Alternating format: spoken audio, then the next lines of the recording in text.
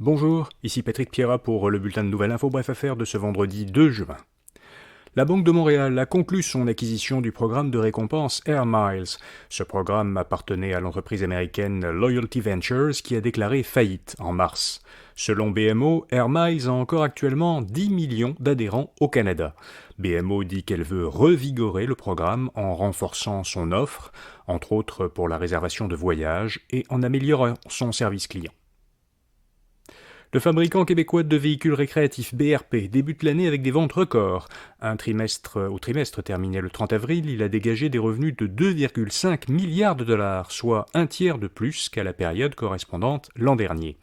Les profits de l'entreprise sont aussi en hausse de 28%. Le PDG de l'entreprise a expliqué que la demande des consommateurs pour les produits de BRP a été soutenue au cours du trimestre.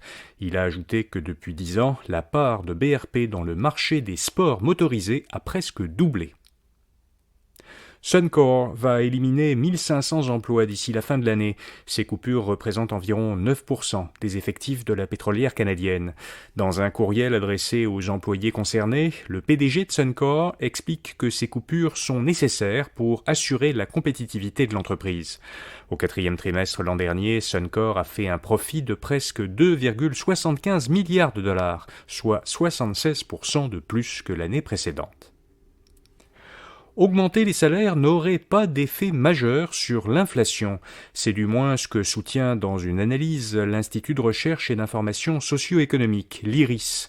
Cette analyse conclut que d'importantes hausses de salaires n'ont que peu d'effet sur l'inflation.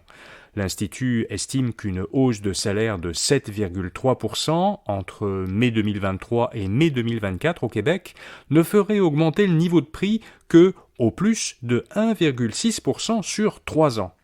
La position de l'Institut, qui se définit comme progressiste, est contraire à celle que préconise la Banque du Canada.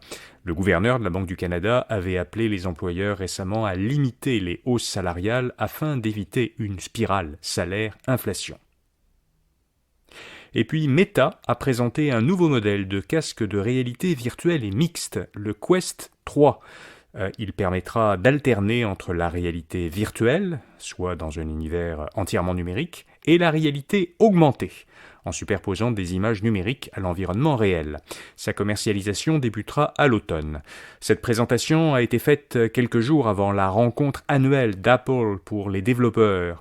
Plusieurs observateurs s'attendent à ce qu'Apple y dévoile son tout premier casque de réalité virtuelle. Il va probablement concurrencer ceux de Meta qui dominent actuellement ce marché. Voilà, vous savez l'essentiel.